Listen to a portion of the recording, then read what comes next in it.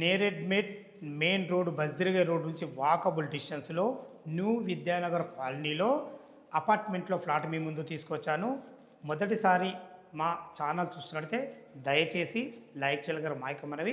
ఈ అపార్ట్మెంట్ యొక్క exactly location గురించి మనం మాట్లాడుకున్నట్లయితే ఈ అపార్ట్మెంట్ చేసి మనకు నేరెడ్మెట్లోని న్యూ విద్యానగర్ కాలనీలో ఉంటుంది.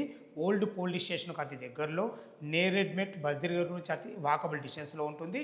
ఇది మల్కాజ్గిరి డిస్టిక్ కిందకి వస్తుంది.